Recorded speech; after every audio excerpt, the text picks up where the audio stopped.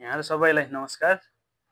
हाम्रो यो वर्षको आर्थिक वर्ष भनौँ न समाप्त हुँदैछ। आर्थिक वर्ष 2081-82 चाहिँ लगभग सकिने अवस्थामा छ र अब यो अन्तिम असार महिना छ। अब त्यो भएको हिसाबले आगामी वर्षको नीति तथा कार्यक्रम बजेट अधिवेशन भन्छौँ हामी।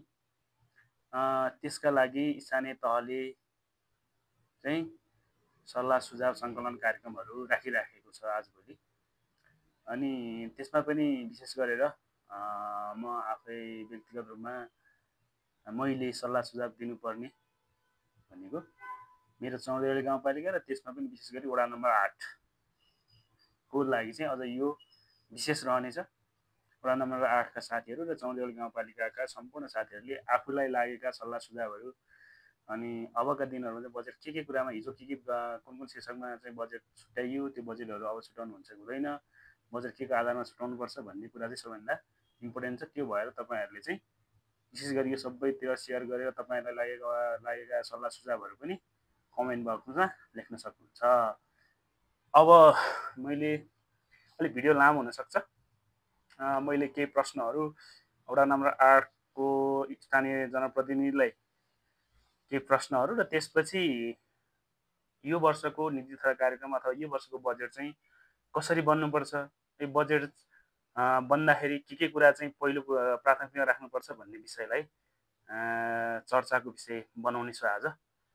त्यो भएको हिसाबले यो भिडियो चाहिँ एकदम धेरै विशेष रहनेछ। अब पहिलो कुरो बजेट भनेको चाहिँ अब तपाईको हाम्रो जस्तो देशमा बजेटको अथवा त्यहाँ आर्थिक वर्षको जुन हिसाबले हामीले बजेट बनाउनु पर्ने हुन्छ, त्यो बजेट बनाउने हाम्रो स्रोत भनेको चाहिँ हामी आफैले तिरेको कर हैन। त्यसपछि अर्को भनेको चाहिँ उद्योग धन्दा हाम्रो देश एकदम धेरै कम छ। व्यवसाय कर त्यहाँ लगायत विभिन्न करहरू छन्। त्यसपछि अर्को भनेको मुख्य भनेको चाहिँ हाम्रो दाजुभाइ दिदीबहिनीहरूले कमाएर पठाउनु भएको रेमिट्यान्स, त्यसले चाहिँ हाम्रो देशको बजेट तयार हुन्छ। अनि त्यो बजेट कसरी चाहिँ कहाँ प्रयोग गर्ने, कसरी सदुपयोग गर्ने भन्ने कुरा सबैभन्दा इम्पोर्टेन्ट हो। बजेट तयार भए थोरै छ, हाम्रो बजेट छैन अथवा हामीसँग चाहिँ त्यो ठुलो खालको खानी छैन, प्राकृतिक स्रोतको चाहिँ सही सदुपयोग गर्न सकेका छैनौँ हैन। अनि त्यसपछि गएर उद्योग व्यवसाय ठुला खालको उद्योग व्यवसाय हामीसँग छैन, हामी निर्यातमुखी हाम्रो अर्थतन्त्र छैन। हाम्रो अर्थतन्त्र चाहिँ कस्तो खालको छ भने बाहिरबाट सट्ट यता ठेलिदिन्छ, उता रेमिट्यान्स यता ठेलिदिन्छ, फेरि हामी त्यही रेमिट्यान्सलाई फेरि यता सामानहरू यता खरिद बिक्री गर्न आयात गर्न, फेरि त्यही रेमिट्यान्स भनौँ त्यही तन्त्र चाहिँ के अरे कारोबार गर्न, फेरि सामानहरू आयात गर्नको लागि फेरि उतै ठेलिदिन्छ। हाम्रो चाहिँ दुई छ, उताबाट फुत्त आउँछ फेरि उतै जान्छ। हुनुपर्ने हाम्रो देशको अर्थतन्त्र भनेको चाहिँ यही देशभित्र घुमिरहनु पर्ने, वरिपरि घुमिरहनु पर्ने, यही देशको चाहिँ व्यवसायले आवश्यक हैन, सरकारी आवश्यक परेको कुरा यहाँ उत्पादन हुनुपर्ने, जनतालाई आवश्यक परेको कुरा यहाँ उत्पादन हुनुपर्ने हैन, यहाँ कारोबार बिक्री हुनुपर्ने, अनि निर्यात एकदम धेरै बढी हुनुपर्ने, आयात एकदम धेरै कम हुनुपर्ने। यदि सबल अर्थतन्त्र अथवा उन्नत खालको अर्थतन्त्र हो भने चाहिँ त्यो हिसाबमा हुनुपर्ने, तर त्यो खालको हामीसँग अर्थतन्त्र छैन। त्यो चाहिँ हो। अनि बजेट बनाउँदाखेरि चाहिँ व्यक्तिमुखी अहिले संसदलाई 3 करोड बाँड्ने कुराहरू भयो, पूर्व के अरे राष्ट्रपति, पूर्व कर्मचारी, सचिव, पूर्व कर्मचारीलाई चाहिँ बजेट छुट्याउने कुराहरू भयो। अनि अहिले फेरि के अरे स्मृति पार्कहरू, स्मृति भवनहरू बनाउनलाई राजनीतिक दलहरूले त्यसरी पनि बजेटको दुरुपयोग गरिरहेको छ हैन। यो कुराहरू तपाईँ हामी सबैले बुझ्नुपर्छ। हाम्रो आवश्यकता एकतिर छ, तर हाम्रो बजेट विनियोजन के भने चाहिँ अर्कोतिर भइरहेको छ। यस हुँदाखेरि त्यसले प्रतिफल अथवा त्यसले जनतालाई दिने जुन सेवा सुविधाहरू जुन जनताले पाउनुपर्ने रोजगार, शिक्षा, स्वास्थ्य, खानेपानीमा अथवा उत्पादनमुखी ठाउँमा हुनुपर्ने बजेटको विनियोजन चाहिँ पावर हैन, हामी चाहिँ सत्तामा आफै सत्तामा भएको हिसाबले त्यसलाई सधैँ गलत ठाउँमा प्रयोग गरिराख्दाखेरि चाहिँ राज्य झन् आर्थिक अवस्था, अर्थतन्त्र, देशको अर्थतन्त्र झन् कमजोर बन्दै जान्छ। यति चाहिँ अर्थतन्त्र हामीले सामान्य हिसाबले बुझ्नुपर्ने अर्थतन्त्र भनेका यिनै हुन्। यसका अझ धेरै पाटाहरू, धेरै फरक फरक कुराहरू छन्। के कुरालाई हामी प्राथमिकता हामीले कृषि हाम्रो पहिलो हो कि पर्यटन पहिलो हो कि हाम्रो उद्योग पहिलो हो कि हामीले कसरी कन्ट्रिब्युट गर्न सक्छौँ त्यसलाई आगामी दिनहरूमा अनि अर्को वर्षमा त्यसलाई कसरी मजबुत बनाउँदै जाने उत्पादनमुखी बजेटहरूलाई बढाउँदै र अनुत्पादक क्षेत्रको बजेटलाई एकदम धेरै कम गर्दै कसरी लाने भन्ने चाहिँ राज्यको सम्बन्धित निकायहरूमा बस्ने अनि सरकारमा बस्ने मानिसहरूको सोच र नियत हुनुपर्छ अनि सही ठाउँमा बजेट विनियोजन हुने सम्भावना बढिरहन्छ। अब लागौँ चौरदेउले गाउँपालिका र वडा नम्बर 8 विशेष मेरो वडा नम्बर 8 र सम्पूर्ण चौरदेउले गाउँपालिकाको लागि मैले दिनुपर्ने सल्लाह सुझावहरू चाहिँ केही बुदागत रूपमा पनि छ अनि त्यसलाई चाहिँ किन आवश्यक छ त्यो कुरा भनेर मैले त्यसलाई छोटो ब्रिफिङ पनि गर्छु त्यसलाई किन चाहिँ हामीलाई त्यो आवश्यक छ भनेर अनि त्यसमा तपाईँहरूको पनि के छ सहमति अथवा विमति हैन कस्तो चाहिँ हुनुपर्छ भन्ने कुरा चाहिँ तपाईँले कमेन्ट मार्फत अथवा मलाई डाइरेक्टली मेसेज गरेर पनि तपाईँले लेखेर पठाउन सक्नुहुन्छ। मैले वडा नम्बर 8 को सार्वजनिक सुनवाईका विषयमा हिजो कार्यक्रम थियो भन्ने थियो जस्तो लाग्छ मलाई। म हिजो जान सकिनँ, जान पाइनँ आफ्नै केही विशेष काम भएको कारणले गर्दाखेरि। अर्को वडा नम्बर 8 को विषयमा मैले 4वटा कुरा एकदम धेरै उठाउनै नै पर्नेछ। जस्तै खानेपानीका विषयमा विवाद लामो समयदेखि विवाद भइरहेको छ। पहिलो कार्यकालमा त्यो टाढाबाट पानी ल्याउनु पर्ने त्यो पानी ल्याएको समितिले नै अहिलेसम्म हिसाब किताब बुझाएको छैन। त्यसमा केही साथीले मुद्दा पनि हाल्नु भएको छ। अझै पनि त्यसको हिसाब किताब अझै पनि भएको छैन अनि त्यही समितिलाई फेरि पनि अस्ति भर्खरै पुनर्निर्माणको लागि काम दिएको भन्ने पनि छ, काम पनि गरिरहनु भएको छ त्यहाँ। भनेपछि यो कुराहरू हामीलाई बुझ्नुपर्ने कुरा हामीले के हो भने धारामा पानी आयो भन्ने कुरा बुझ्ने होइन कि धारामा पानी खस्यो भनेर खुसी हुने होइन कि त्यसको प्रक्रिया के हो त, त्यहाँ प्रक्रियाभित्र कति कसले के काम गरे, कति बजेट थियो होइन, पाइप खरिदमा कति खर्च भयो, त्यस्तै गरी चाहिँ अन्य अनि के अरे त्यहाँ चाहिँ जनशक्ति कति लाग्यो भन्ने कुरा चाहिँ सबभन्दा इम्पोर्टेन्ट हो है। त्यो भएको हिसाबले अब त्यो कुराहरू चाहिँ हामीले बुझ्न जरुरी छ। हामी घरमा पानी आयो भनेर खुसी हुनुभन्दा पनि कुन प्रक्रियाबाट आयो, सही प्रक्रियाबाट आयो कि आएन भन्ने कुरा चाहिँ सबभन्दा ठुलो कुरा हो। त्यो सही प्रक्रियाबाट नआएको खण्डमा चाहिँ त्यसलाई सही प्रक्रियाबाट नआएको भएपछि चाहिँ त्यहाँ के बुझिन्छ भने गलत तरिकाले आयो अथवा त्यसमा चाहिँ आर्थिक रूपमा घोटाला भयो भन्ने कुरा चाहिँ हामीले बुझ्न जरुरी छ।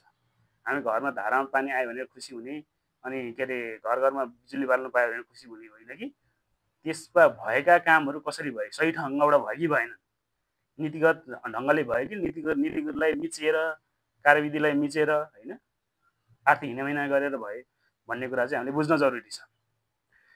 त्यो एउटा प्रश्न राखेँ मैले। त्यो चाहिँ तपाईँले खानेपानीको विषयमा अथवा विद्युतको विषयमा मासिक रूपमा उठाउने शुल्क कसरी उठाउनुहुन्छ, कति घर छ खानेपानीको, कति घर छ बिजुलीको, त्यो मासिक रूपमा उठाउने शुल्क कति हो होइन, अथवा त्यसमा कति खर्च हुन्छ अनि बाँकी रहेको रकम कहाँ जम्मा हुन्छ, त्यो कुराहरू सबै तपाईँले जनतालाई सूचित गर्नुपर्छ। पहिलो प्रश्न, पहिलो कुरा यो भयो। अर्को कुरा वडा भवन निर्माण भएको छ, यो अलि अगाडि नै भएको, अघिल्लो कार्यकालमै भएको, हाम्रो धनसर अघिल्लो कार्यकालमै भएको। त्यो वडा भवन बनाउने बेलामै पहिलो कहाँ बनाउने, कसरी बनाउने होइन, त्यो कुराहरू जनतासँग छलफल गरेर सर्वदलीय छलफल गरेर होइन, अब कसैले जग्गा दान दिन सक्ने क्षमता नै छ कि कुन ठाउँ बनाउँदा उपयुक्त होला, जग्गा किनेरै बनाउने भए कहाँ बनाउने भन्ने विषयमा सर्वदलीय रूपमा अथवा आम जनतासँग छलफल हुनु पर्थ्यो। यो भएको जस्तो मलाई लाग्दैन।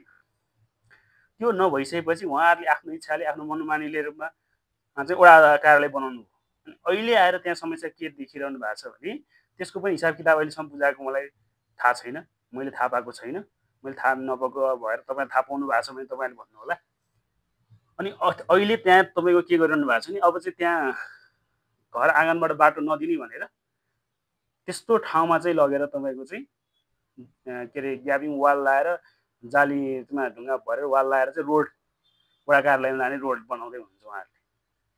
भनेपछि यस्तो पहिला उहाँहरू त्यो कुरा नसोच्ने, रोड दिने कि नदिने, अब जग्गा दिने मान्छे रोड दिनुपर्ने हो कि नपर्ने हो, अनि हिजो के सहमति गरेर त्यहाँ चाहिँ बिचमा लगेर चाहिँ वडा कार्यालय बनाउनु भयो।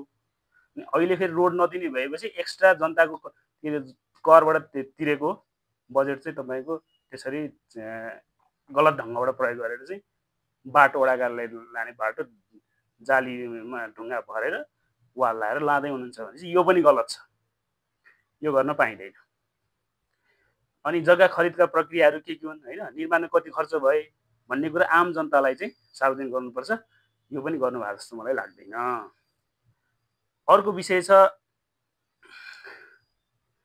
सार्वजनिक स्थानमा रहेका जस्तै रुखहरू हुन्छन्, तपाईँले केही संरचना रोडहरू बनाउनु भयो होला हैन, त्यसपछि गएर चाहिँ तपाईँको गुम्बा बनाउनु भयो हैन, कतिपय रुखहरू चाहिँ ढलेका हुन्छन्, हावाले ढलेका हुन्छन्, अथवा त्यसपछि त्यो रुखहरू चाहिँ मरेका रुखहरू पनि छन्।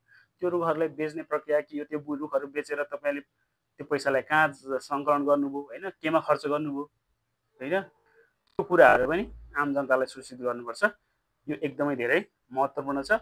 त्यो कुराहरू त्यो धेरै लामो समयदेखि भइरहेको छ हैन, डोजर आएर रुख चाहिँ काटिदिन्छ अथवा बाटोमा परेको रुखहरू चौताराहरू फालिन्छ, तर त्यसबाट उठेका त्यसलाई बेचेर उठेका पैसा कहाँ जान्छ, बेचियो भनिन्छ, तर त्यो कहाँ गइन्छ त्यो थाहा हुँदैन। त्यो यो तीनटा विषय मैले उठाउन चाहेँ। यो त्यसमा धेरैवटा विषयहरू छन्, यो तीनटा विषय मात्र होइन, धेरैवटा विषय छन्। तपाईँलाई लागेका विषयहरू तपाईँले कमेन्टमा लेखेर इन्डाइरेक्टली डाइरेक्टली मलाई मेसेज गरेर पनि तपाईँले त्यो कुराहरू मलाई भन्न सक्नुहुन्छ। र यदि प्रमाणहरू छ, तथ्य छ भने त झन् मजाले पठाउनुहोस्। त्यसमा कहाँ गएर बोल्नुपर्छ, वडा स्तरमा गएर बोल्नुपर्छ कि पालिका स्तरमा गएर बोल्नुपर्छ, त्यो बोल्ने काम चाहिँ म हजुरलाई सहजीकरण गर्न सक्छु। अब बजेट निर्माण गर्दा के कुरामा ध्यान दिनुहोस् भन्ने मैले अलि 10-12वटा बुदाहरू यहाँ मैले टिप्पण गरेको छु। अहिले अघिल्लो वर्षको नीति तथा कार्यक्रम पनि हेरियो, हामीले देखिँदै पनि आएको हो हैन। अनि बजेटहरू अनुत्पादक क्षेत्रमा कसरी खर्च भइरहेको छ भन्दाखेरि ढलान सिडी बनाउने नाममा, चौतारा बनाउने नाममा, प्रतीक्षालय बनाउने नाममा हैन, अब के अरे सब जलाउने बेलाको के अरे प्रतीक्षालय बनाउने नाममा, मन्दिर बनाउने नाममा, गेट बनाउने नाममा हैन, स्मृति पार्क बनाउने नाममा, यस्ता कुरामा बजेट विनियोजन ठ्याक्कै बन्द गर्नुपर्छ। यो सबै अनुत्पादक क्षेत्रहरू।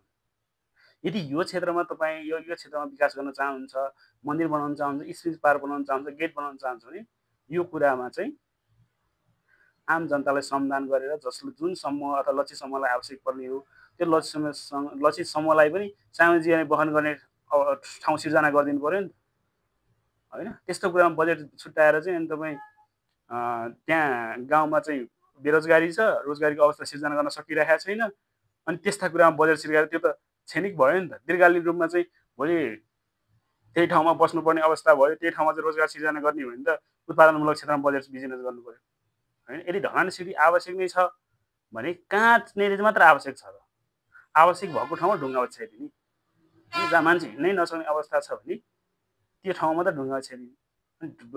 त्यो देवीथान मन्दिर छेउछाउतिर कहाँबाट स्वरोजगार कार्यक्रम ल्याएर भनेर त्यो सिडी बनाएर छोड्या त्यहाँ हैन।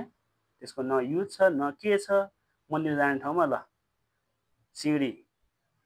अनि यो प्रधानमन्त्री स्वरोजगार कार्यक्रम भनेर वार्षिक रूपमा कति बजेट आउँछ, कतिजनाले स्वरोजगार पाउँछन्, त्यो पनि केही विवरण छैन। ल कसले फाइदा उठाएर खाइरहेको छ त्यो पनि थाहा छैन। स्वरोजगार कार्यक्रम भनेको छ 500-600 कति दिन्छ गएर त्यहाँ पानी लगेर ढुङ्गा बिछ्यायो अनि यतिकै सकिन्छ। यस्ता कुराहरूमा पारदर्शी नहुने भने तपाईँहरूले भोलि यस्ता कुराहरूको प्रश्न जवाफ नदिने हो भने भोलि जनताले खोजेका कुराहरू जनतासँग सूचित नगर्ने भने भोलि तपाईँ कहाँ गएर अनुहार देखाउनुहुन्छ। अब तपाईँहरूले चाहिँ यो कुरा सोच्नुहोस्। अर्को सडक निर्माणको क्रममा हाम्रो जस्तो भौगोलिक रूपले भिरालो भूबनोटको भएको ठाउँमा घर घरै चाहिँ रोड लगिदिने हैन, टोलै बिची रोड सडक चाहिने, यो कुरा चाहिँ जनतालाई बुझाउन सक्नु पर्यो।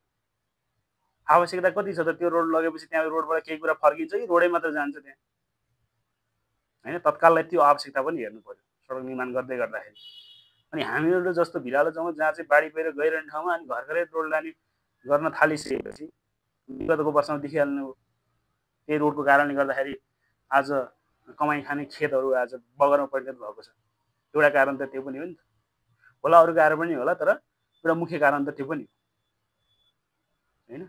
त्यो भएको हिसाबले रोड बनाउँदाखेरि एकदमै धेरै त्यसको आवश्यकता किन छ, त्यो आवश्यक नभइकन शाखा रोडहरू विस्तार गर्नु भएन हैन। मुख्य सडकलाई चाहिँ एकदम धेरै वर्षा हिउँद बर्खा नै चल्ने हिसाबले बनाउने त्यो आवश्यक छ हैन।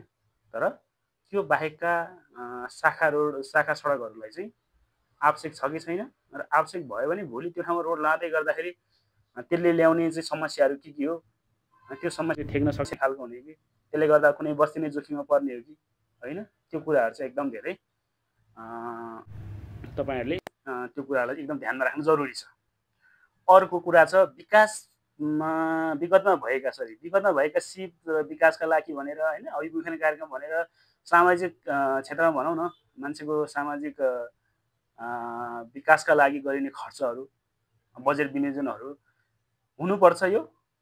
तर यो कस्तो खालको हुनुपर्छ भन्दाखेरि टार्ने खालको, यसो भत्ता बाँड्ने खालको मात्र हुनु भएन होइन। अब महिला समूहलाई कार्यक्रम गरेछ र कुनै लक्षित समूहलाई चाहिँ तालिम दिएछ, त्यो लक्षित समूहले चाहिँ पालिकाले कति कन्ट्रिब्युसन गर्न सक्छ अथवा वडाले कति कन्ट्रिब्युसन गर्न सक्छ, विगतमा उनीहरूले त्यो क्षमावृत्ति गरेर सधैँ काम लिन सक्ने हो कि नसक्ने हो त होइन। एक दिन तिनीहरूलाई तालिम दियो, त्यही दिन सकियो, अथवा उनीहरूले त्यो तालिम दिने त्यो भत्ता पचाउनको लागि मात्र तालिम दिएको हो कि भोलि उनीहरूले चाहिँ त्यो क्षेत्रमा कहाँ लगेर चाहिँ उनीहरूलाई युटिलाइज गर्न सकिन्छ, कहाँ लगेर उनीहरूले प्रयोग गर्न सकिन्छ भन्ने ठाउँ पनि थाहा हुनु पऱ्यो। त्यो हिसाबले तालिम दिने हो। फलानाले फलाना पालिकाले यो ठाउँमा दिएर चाहिँ फलाना वडाले दिन्छ, म यही वडा, त्यो वडाको चाहिँ आवश्यकता कहाँनिर छ, वडाको सम्भावना कहाँनिर छ, त्यो सम्भावना हेरेर त्यसलाई तालिम दिने हो। त्यो सम्भावना चाहिँ भोलि सधैँ रहिरहनु पर्यो होइन। त्यो हिसाबले चाहिँ दीर्घकालीन रूपमा हुने गरी होइन त्यसरी तालिम दिनु पर्यो। अनि तालिम दिँदाखेरि पनि जो मान्छे इन्ट्रेस्टेड छ त्यो भोलि त्यो गाउँमै बसेर काम गर्न सक्ने खालको होइन, त्यस्तो खालको मान्छेलाई चाहिँ मात्र, त्यस्तो मान्छेलाई चाहिँ लक्षित बनाएर कार्यक्रमहरू सञ्चालन गर्नुपर्छ। होइन भने त्यो तालिमहरू चाहिँ त्यहाँ दिएर कुनै पनि त्यसले आवश्यकतालाई परिपूर्ति गर्दैन। वातावरण प्रदूषणको निम्ति यो अघिल्लो वर्ष पनि प्लास्टिक के अरे नियन्त्रण अथवा यस्ता विषयमा अघिल्लो वर्षमा पनि चौधरी गाउँपालिकाले नीति तथा कार्यक्रममा समावेश गरेको थियो, बजेट पनि छुट्याएकै होला। तर यसका विकल्पहरूमा हाम्रो जस्तो गाउँपालिका, जुन गाउँपालिकामा चाहिँ जस्तै निगालो, सालका पात, बाँसहरू पर्याप्त रूपमा पाइने भएकोले यस्ता कुराहरूलाई चाहिँ बढी प्रोत्साहन दिनु पर्यो, जबकि ती कुराहरूले चाहिँ प्लास्टिकको प्रयोगलाई कम गर्दै लैजान्छन् होइन। त्यो भएको हिसाबले यो कुराहरूलाई चाहिँ पालिकाले बढी प्राथमिकता दिनु पर्यो। अनि यो कुराहरूले गर्दाखेरि चाहिँ वातावरण प्रदूषण हुन तथा प्लास्टिक जन्य पदार्थको प्रयोगहरू कम गर्दै लान सकिन्छ। त्यस्तै गरी कृषिमा विषादीको प्रयोग बढ्दो छ हाम्रो गाउँपालिकामा पनि होइन। विषादी छर्ने विभिन्न उपकरणहरू प्रदान गरिरहनु भएको छ भने अब सकेसम्म यो विषादी प्रयोग गर्ने भनेको चाहिँ कस्तो, अथवा रासायनिक मल प्रयोग गर्ने भनेको कस्तो, माटोको परीक्षण गरेर गर्नु पर्यो। माटो परीक्षण गर्ने व्यवस्था छ भनेर अस्ति तपाईँले भनिरहनु भएको थियो। माटोको परीक्षण गर्ने पहिला त्यसको लेपन कति छ होइन, त्यो त्यसमा चाहिँ चुनै छर्नुपर्ने हो कि होइन, अब हड्डीको धुलोहरू लगेर छर्नुपर्ने सक्छ भनेको मतलब त्यो माटोको क्वालिटी कति छ होइन। जति त्यसमा त अब यो त्यो रासायनिक मलको मात्रा त बढाउँदै लिएर जानुपर्ने हुन्छ। यो वर्ष अझ बढी, अर्को वर्ष अझ बढी। त्यो माटोको परीक्षण अनुसार, माटो त्यो परीक्षण अनुसार रासायनिक मलहरू प्रयोग गर्ने माटो कडा हुँदै गएर उर्वरा शक्ति झन् घट्दै जान्छ। त्यो भएको हिसाबले माटोको परीक्षण गरेर अनि अझ त्यो रासायनिक मलको प्रयोगलाई चाहिँ कम गर्दै लाने, अनि त्यसपछि प्राङ्गारिक मलको प्रयोग त जति गर्दा पनि भयो होइन। वनजङ्गल नजिक भएको होइन, कृषिमा चाहिँ संलग्न हुने सम्पूर्णले त अब त्यसमा विशेष प्राथमिकता दिनु पर्यो र पालिकाले पनि अथवा वडाले पनि त्यस्तो प्राङ्गारिक मलहरूको चाहिँ प्रयोगलाई अगाडि बढाउनु पर्ने हुन्छ। त्यस्तै गरी अर्को कुरो छ विद्यालयको कुराहरू होइन। योभन्दा अगाडि पनि विद्यालय चाहिँ विद्यार्थी र शिक्षक अनुपात कहीँ पनि मिलेको छैन होइन। अब धेरै ठाउँमा मिलेको छैन, धेरै ठाउँमा मिलेको होला, तर धेरै ठाउँमा मिलेको छैन विद्यार्थी र शिक्षक अनुपात। अब नमिलेपछि त्यो विद्यालय त मर्ज गर्नु पर्यो नि त, मर्ज गर्नु पर्यो, आवश्यक विकल्पहरू दिने हो कि होइन, अनि यातायातको सुविधाहरू राख्ने हो कि कसरी चाहिँ गर्न सकिन्छ त्यो विद्यालयले चाहिँ विद्यार्थी र शिक्षक अनुपातमा गर्ने। त्यो नहुँदाखेरि राज्यको जनशक्ति बढी खर्च भइरहेको छ, प्रभावकारी पनि भएको छैन। यो अघिल्लो कार्यकालमा पनि योभन्दा अघिल्लो समयमा पनि भौगोलिक प्राविधिक कुरा गर्नुपर्दाखेरि 6-7 जना विद्यार्थी हुन्थ्यो। हाम्रो कालीप्रसाद सरले 30 जना बनाएर 3-4 वर्षसम्म चाहिँ 30 जना विद्यार्थी बनाएर स्कुलमा हाजिरै नगरिकन तलब पड्काउनु भयो। वडाले मलाई काजमा राखेछ भनेर। अनि आज त्यस्तै मान्छेलाई चाहिँ आज हामी गाउँपालिकाको शिक्षा प्रमुख बनाइरहेका छौँ भनेपछि शिक्षा क्षेत्र कति भ्रष्ट होला भन्ने कुरा यहीँबाट थाहा हुन्छ होइन। तपाईँले कति गलत तरिकाले चाहिँ शिक्षा क्षेत्रमा शोषण गरिरहनु भएको, गलत निर्णय गरिरहनु भएको छ भन्ने कुरा यहाँबाट थाहा हुन्छ। अर्को स्वास्थ्य कर्मीहरूको कुरा छ। स्वास्थ्य कर्मीहरू अनुभवी हुनुपर्छ, योग्य हुनुपर्छ। बर्थिङ सेन्टरको कुराहरू पनि आएका थिए। बर्थिङ सेन्टरमा 24 घण्टा सेवा दिने कुराहरू थियो होइन। यो कुरालाई नियन्त्रण गर्नु होला। अनि ज्येष्ठ नागरिक गर्भवतीहरू अस्वस्थ अपाङ्ग हुनुहुन्छ उहाँहरूलाई घर घरै सेवा दिने व्यवस्था पनि गर्नु पर्यो है। अर्को वडा स्तरमा गरेका लगानीहरू होइन सुरक्षित गर्ने वातावरण हुनु पर्यो। कसैले कोही आएर लगानी गर्छ भने उसलाई चाहिँ कसरी सुरक्षित बनाउन सकिन्छ, उसलाई चाहिँ कसरी सहयोग गर्न सकिन्छ होइन। उसले त्यसले चाहिँ दीर्घकालीनमा रोजगारी सिर्जना गर्न सक्छ कि सक्दैन, त्यो सक्ने भए त्यस्तो खालको मान्छेहरूलाई चाहिँ त्यहाँ वडाले अनुदान दिएर हुन्छ कि होइन, यातायातका व्यवस्थाहरूको गरेर हुन्छ कि, उसलाई नीतिगत रूपमा चाहिँ उसलाई कानुनी रूपमा सहयोग गर्नुपर्ने हुन्छ कि होइन, कहाँ कहाँ के कसरी गर्न सकिन्छ एकदम सक्दो सहयोग गरेर त्यस्ता मान्छेहरूलाई चाहिँ उनीहरूको लगानी सुरक्षित हुने वातावरण सिर्जना गर्नु पर्यो। अनि अर्को कुरो यो अस्ति विवाद पनि इस्युको, अब खाली भवनहरू छ प्रशस्तै, विद्यालयहरू मर्ज भइरहेछ, तर खाली भवनलाई सदुपयोग गर्नलाई मिल्दैन, हामीलाई कानुनी रूपमा बाधा छ भन्नुहुन्छ। कानुनी रूपमा बाधा छ भने फुकाउनु पर्यो। क्याबिनेटको बैठकले त्यसलाई चाहिँ निर्णय गरेर पारित गर्नुपर्ने हो कि पास गर्नुपर्ने हो कि, त्यही भएर त तपाईँहरूले जनप्रतिनिधिको रूपमा चाहिँ जनताले भोट दिएको हो त होइन। अब कानुनी रूपमा चाहिँ बाधा छ भने चाहिँ खाली भवन के अरे प्रयोग गर्नलाई अनि नयाँ भवन बनाउनलाई तपाईँहरू चाहिँ कसेर लाग्नु भएको छ फेरि होइन। कस्तो लाग्छ कि कहिलेकाहीँ त हामी नयाँ भवनमा चाहिँ नबसिकन नछोड्ने हो। 5 वर्ष कार्यकालमा वडा कार्यालय बनाउनै सबैभन्दा ठुलो उपलब्धि हो अथवा पालिकाको भवन बनाउनै सबैभन्दा उपलब्धि हो जस्तो भनेर दिन रात त्यही कुरालाई चाहिँ प्रयोग गरेर लागिरहनु भएको छ। त्यो भौतिक संरचना पर्याप्त छ जस्तो लाग्छ मलाई गाउँपालिकाभरि, चाहे त्यो विद्यालय होस् चाहे त्यो सरकारी कार्यालय होस् सबैमा पर्याप्त छ। सेवा दिनलाई त्यति ठुल्ठुला भवनहरू आवश्यक पर्दैन कि होइन। हामी चाहिँ ठुलै कार्यक्रममा एसीमा बसेर छुट्टै कोठामा बसेर पालिका भवन त यस्तो हुनुपर्छ, यो हो विकास भन्ने हिसाबले देखाउनलाई त्यो संरचनाले पुग्दैन। त्यहाँ बस्ने मान्छेको सङ्ख्या घट्दैछ, तपाईँहरूको त्यो ठुल्ठुला भवन बनाएर ठुल्ठुला कार्यालय बनाएर चाहिँ विकास भएको देखाएर बाहिर बोक्रा देखाएर भित्र चाहिँ बुद्धि छैन, आन्तरिक स्रोत छैन। ठुल्ठुला भवन बनाए, बाटो पिच गरे होइन, अनि यस्तो हामीले अनुदान दियौँ, यति ट्र्याक्टर दियौँ भन्दै गर्दाखेरि त्यसले त्यहाँ दिएको जनतालाई बस्ने वातावरण सिर्जना गर्यो कि गरेन, त्यसले दीर्घकालीन रूपमा चाहिँ त्यो अवस्था सिर्जना गर्न सक्छ कि सक्दैन भन्ने कुरा चाहिँ प्रमुख हो। अनि त्यहाँ भएको मान्छे चाहिँ रोड लगाएछ, रोडमा हिँड्ने मान्छे नभयो भने चाहिँ अनि तपाईँको त्यो विकास अनावश्यकसँग खर्च भयो त। त्यही भएर विकासका निर्माणका काम गर्दै गर्दाखेरि त्यो विकासका बजेटहरू सही ठाउँमा सहयोग गर्नुपर्छ। मलाई एकजना प्रोफेसर, हाम्रो टिकै प्रोफेसर समाजशास्त्रीले भन्नुभएको कुरा याद आउँछ, इन्फ्रास्ट्रक्चर भनेको चाहिँ नदेखिने हुनुपर्छ, मानिसको चाहिँ सोचमा चेतमा हुनुपर्छ। त्यो चेतहरू विकास भएपछि मानिसको सोचहरू विकास भएपछि के हुन्छ भन्दाखेरि जनताले पनि सही ठाउँमा बजेट माग गर्छ कि त्यो चाहिँ आवश्यक छ है होइन। जनताले बुझाउनु पनि सजिलो हुन्छ। यो कुनै ठाउँमा अब कसैले चाहिँ गुम्बामा बजेट छुट्याएको छ भने किन छुट्याउँछ त्यहाँ बजेट भन्दाखेरि जो घरमा कोही रोजगारी पाइरहेको छैन, जसले चाहिँ कृषिमा लगानी गर्न खोजिरहेको छ, उसलाई चाहिँ त्यहाँ लगानी गर्ने चाहिँ खानेपानीको चाहिँ के अरे सिँचाइको व्यवस्था छैन, त्यस्तो ठाउँमा चाहिँ लगेर गुम्बामा पऱ्यो भने अनि चाहिँ के अरे समृद्धि हुन्छ त, हुँदैन नि। त्यो भएको हिसाबले जनताको सोचमा परिवर्तन आउनुपर्छ अथवा त्यो विकास जनतालाई बुझाउन सक्नुपर्छ। भोलि यो बजेट यो ठाउँ बजेट हालिदियो भने पनि म भोट दिन्छु, होइन म दिदिनँ भनेको भरमा लगेर बजेट देशको सम्पत्ति बन्छ त, बन्दैन नि। त्यो भएको हिसाबले बजेट एकदमै धेरै अध्ययन गरेर प्राथमिकतामा राखेर आवश्यकता के छ त्यो आवश्यकताले भोलि जनताले पाउने सेवा सुविधासँग जोडिन सक्छ कि सक्दैन, भोलि त्यही ठाउँमा बस्ने जनतालाई त्यही ठाउँमा राख्न सकिन्छ कि सक्दैन भन्ने कुरा चाहिँ सबभन्दा इम्पोर्टेन्ट हो।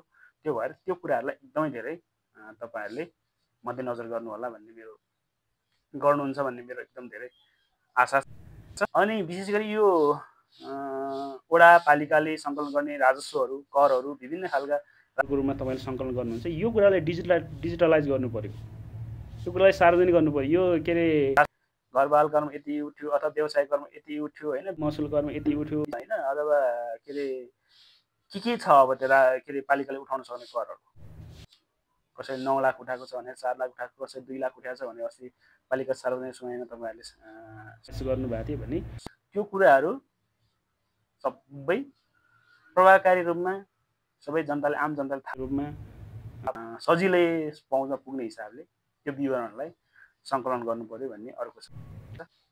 पालिकाले सार्वजनिक सुनवाई गर्ने बेलामा के पनि भन्नुभएको थियो भने हाम्रो सबै कुराहरू वेबसाइटमा पाइन्छ, प्रतिवेदनदेखि लिएर हामी गोलपत्र आह्वान गर्ने कुरा सबै हाम्रो वेबसाइटमा छ भन्नुभएको छ। तपाईँले अर्को कुरा के पनि गरिदिनु पर्यो भने पालिकाको तपाईँहरूको कार्य समितिको बस्नु होला होइन, कार्यपालिका बैठक बस्नु होला पालिका स्तरको पनि सकेसम्म तपाईँहरूले सामाजिक सञ्जाल मार्फत लाइभ गर्नुहोस् न। के छलफल हुँदो रहेछ जनताले थाहा पाउनु पर्यो। तपाईँ त्यहाँ छलफलै 2-4 जना बसेर छलफल गर्नु हुँदो रहेछ कि सबैजना छलफल गर्नु हुँदो रहेछ कि विमर्श छलफल कतिको चाहिँ तपाईँले तार्ती गर्नु हुँदो रहेछ, जनताको समस्या कति उठान गर्नु हुँदो रहेछ भनेर त्यो जनताले थाहा पाउने मौका पनि पाउँछ। अर्को कुरो तपाईँले कार्यमा बसिसके पालिका स्तरमा कार्यपालिकाको बैठक बसिसकेपछि हामीले चाहिँ यो विषयमा निर्णय गरियो भने सार्वजनिक गर्नु पर्यो। यो विषयमा छलफल बसेका छौँ, हाम्रो चाहिँ यो विषय हामीले निर्णय गर्यो, यो काम चाहिँ हामी यति दिनमा गर्छौँ, यो निर्णय चाहिँ हामी यसरी लागू गर्दैछौँ भनेर जनतालाई सूचित पनि गर्नु पर्यो। यो अर्को विषय छ। त्यस्तै गरी यो पटक उठाएको विषय लोकतान्त्रिक मुलुक हो हाम्रो। अहिले लोकतान्त्रिक व्यवस्थालाई हामी मानिरहेको मुलुक हो। त्यो भएको हिसाबले सार्वजनिक सुनवाई भनेको एकदमै धेरै महत्त्वपूर्ण एकदम सुन्दर पक्ष हो लोकतन्त्रको। लोकतन्त्रमा जनताले हरेक कुराको हिसाब हुनुपर्छ। कसैले तैँले किन सोधिस् अथवा तँलाई चाहिँ त्यसलाई के मतलब योसँग भन्ने खालको चाहिँ कुनै पनि जनप्रतिनिधि अथवा कुनै पनि कर्मचारीले यो आवश्यक दिन के यो त्यस्तो खालको जवाफ दिन पाइँदैन। अस्ति पालिकामा नि कुरा सुनेको थिएँ मैले। हाम्रै कार्यालय सहयोगी मलाई नाम ठ्याक्कै याद छैन, के भन्नुभयो अरे सार्वजनिक सुनवाईमा आएका के अरे राजनीतिक हिसाबले प्रतिशोध रूपमा उहाँले बोल्नुभयो होला, उहाँलाई मिल्ने भए यहाँ पिट्दै कुट्दै लखेट्नु पर्थ्यो भनेर बोल्नुभयो। यो भाषा कर्मचारी बोल्ने भाषा यो। सार्वजनिक सुनवाईमा एउटा चाउजेला गाउँपालिकाको एउटा नागरिक भएको हिसाबले प्रश्न गर्न आउँदाखेरि कर्मचारीले बोल्ने भाषा यस्तो हुन्छ। यसमा एकदम धेरै घोर आप भोलिका दिनमा ती कर्मचारी भेटिन्छन् त्यो उनीसँग प्रश्न गरौँला, पालिकाको जिम्मेवार व्यक्तिसँग प्रश्न गरौँला। यो एक खेदजनक छ। यस्ता खालका सोच लिएर यस्ता खालको चाहिँ मानसिकताले चाहिँ धम्क्याउन खोज्ने, कसैलाई चाहिँ निचो देखाउन खोज्ने काम नगरे हुन्छ।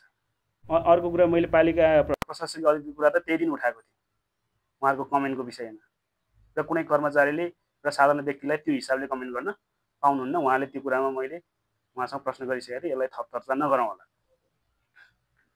अर्को विगतको वर्षमा जस्तै अब पालिकाले मात्रै सार्वजनिक सुनवाई गरे जस्तो गर्ने सकाउने होइन, मैले त्यो दिन पनि भनेको थिएँ हरेक वडाले आफ्नो 1 वर्षको कार्यावधिमा एउटा आर्थिक वर्षमा कुन कुन शीर्षकमा कति बजेट आयो होइन, त्यो बजेट चाहिँ जस्तै अब खानेपानी हुनसक्छ, विद्युतमा हुनसक्छ, विभिन्न क्षेत्रमा हुनसक्छ। त्यो कार्यक्रम 1 महिनाको हुन नि सकियो, 3 महिनाको, 6 महिनाको अथवा वर्षभरि पनि हुन सक्यो, अथवा निरन्तर चलेको पनि हुनसक्छ।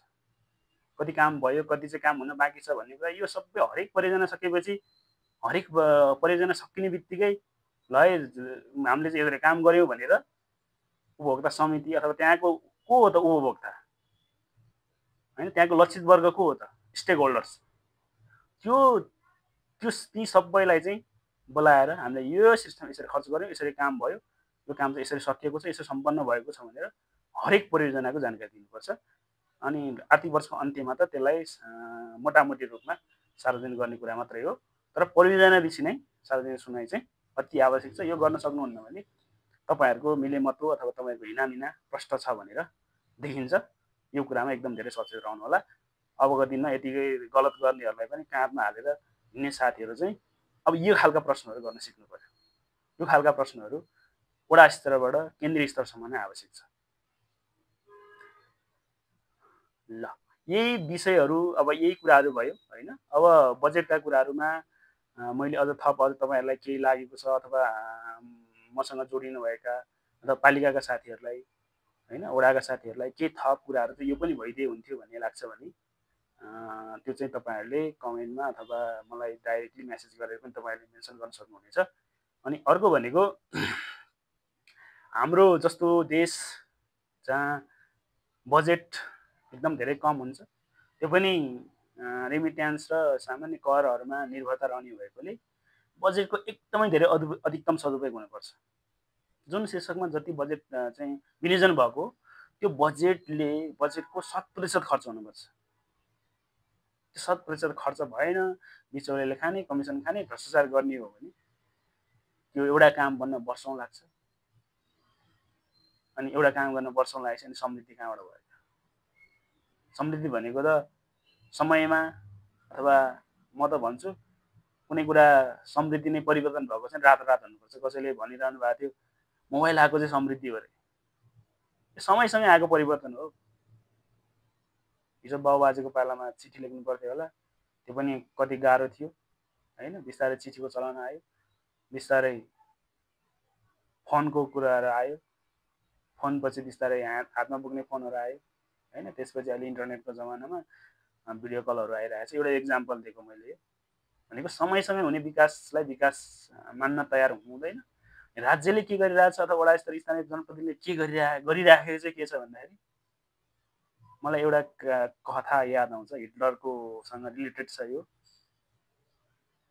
एउटा कुखुरालाई चाहिँ प्वाँख निकाल्दै जाने, सबै प्वाँख निकाल्दै जाने, अनि त्यसलाई चारो दिँदै पछि लगाउँदै लगियो भने पछि आइरहेको छ नि त चारो खाने आशमा। चारो खाएपछि म फेरि मेरो प्वाँख पलाउँछ भन्ने हिसाबले पछि आइरहन्छ। अनि कार्यकर्ता अथवा जनतालाई भनौँ न, आज राज्यले त्यसरी नै चलाइरहेको छ कि त्यसरी नियन्त्रण गरिरहेको छ। तँलाई रोजगारी दिन्छु, तँलाई खानेपानी ल्याइदिन्छु, तँलाई सडक ल्याइदिन्छु, तँलाई शिक्षा दिन्छु, तँलाई स्वास्थ्य सेवा यस्तो दिन्छु भन्ने कुरामा अल्झाइरहेको छ। अनि हामी योभन्दा माथि उठेर सोच्नै सक्दैनौँ। हामी रोजगार पायो भने खुसी भइहाल्छौँ, अथवा सडकमा पानी ल्यायो भने खुसी भइहाल्छ। त्यो कसरी आयो, के गरी आयो होइन, कसले ल्याइदियो भन्ने कुरा चाहिँ हामीले सरकार हुँदैन। अनि त्यो कुराहरू नहुँदाखेरि हामीलाई के हुन्छ भने उनीहरूले त्यही कुरामा खेलाइरहेको छ। चुनाव आउने बित्तिकै हामीलाई, चुनाव नजिक आउने बित्तिकै तँलाई चाहिँ हामी यहाँ फलाना ठाउँ जागिर लगाइदिन्छौँ, तेरो टोलमा चाहिँ हामी यहाँ चाहिँ के अरे खानेपानी लगाइदिन्छौँ, गुम्बा बनाइदिन्छौँ, यहाँ लगेर पुल हालिदिन्छौँ। यो कुराहरू भनेको बिना शर्त राज्यले गर्नुपर्ने आधारभूत कुराहरू हुन्। यसमा राज्यले शर्त राख्नै पाइँदैन। शिक्षा, स्वास्थ्य, खानेपानी यस्ता कुरामा राज्यले बिना शर्त यस्ता सेवाहरू, सुविधाहरू दिनुपर्छ। यो कुरामा कुनै बार्गेनिङ गर्नै पाइँदैन। ल हेर्नुहोस् त, हाम्रा नेताहरूले हामीलाई कसरी पङ्गु बनाइरहेका छन्। यस्ता कुराहरूमा चाहिँ बार्गेनिङ गरेर यो कुराहरू चाहिँ जुन कुराहरू राज्यले बिना कुनै शर्त, बिना कुनै चाहिँ शर्त नराखिकन जनतालाई दिनुपर्ने सेवामा पनि बार्गेनिङ गरेर यो तैँले मलाई भोट हाल्दैसम्म तँलाई यो गरिदिने, होइन भने नगरिदिने भन्ने हिसाबमा हामीलाई यसरी अल्झाइरहेको छ। हामी त्यही भएर योभन्दा माथि उठ्न सकिरहेका छैनौँ। हाम्रो सोचमा पनि परिवर्तन हुनुपर्छ।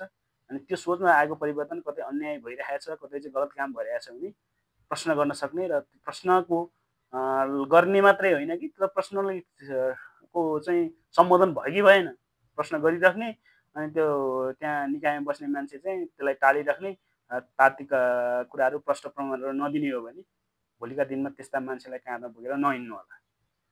मेरो यति सल्लाह सुझाव दिँदै आजको भिडियो अलिकति लामो भएको छ। युट्युबमा मैले पुरा भिडियो राख्नेछु। युट्युबमा तपाईँले समय मिलाएर हेर्नुहोला। ल, हेरिदिनु भएकोमा, सुनिदिनु भएकोमा तपाईँ सबैलाई धेरै धेरै धन्यवाद। हस्त, नमस्कार।